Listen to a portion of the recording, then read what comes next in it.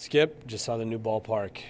Pretty amazing place. Fans are going to love it. And I know people think I'm not telling the truth when I say that, but it is. I feel like I get a little bit of Santa Claus in me for this because, yes, I'm going to enjoy this as a coach and as someone who gets to use it, but I am going to enjoy seeing people's reactions, not just, players from the visiting team, but also the people around the community, people in the athletic department, of what kind of excitement, what kind of joy that's going to bring them when they come into that, because it's going to change their experience of watching a game. We're two of the people who've been to the other venues in the Big Ten, and Indiana went from one of the two worst facilities to, in my mind, of those that I've seen, and I haven't been to Nebraska, that's the best college ballpark in the league.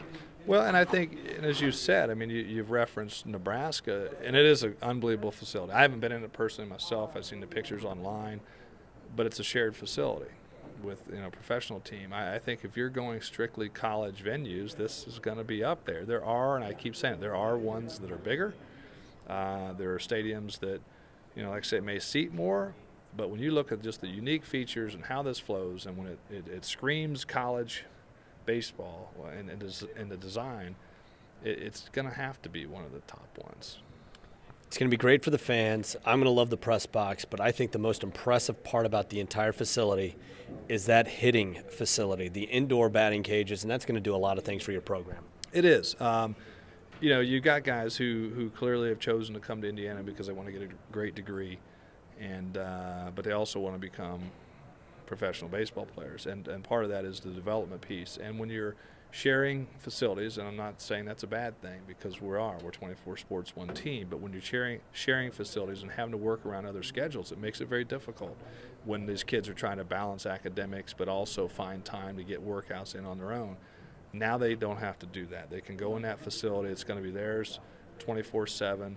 I keep referencing, I think Coach Crean would say what that practice facility has done, where his kids can access that and shoot. That's the same way I'm looking at what we're doing with this hitting facility. It's going to have big-time benefit to the development piece of our program. Last year's team finished second in the league, second in the tournament, very young team. Almost all are back.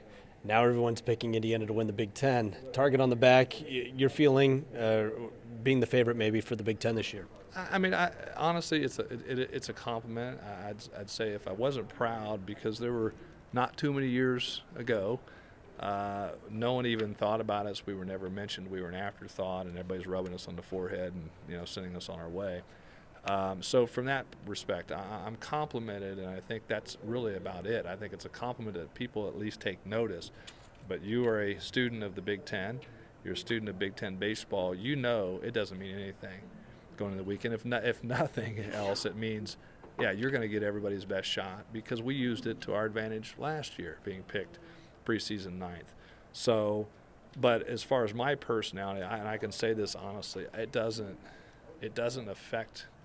Are we doing anything differently? No. We're just going about trying to be the best team Indiana University can be, every practice, every day, every weight training, whatever.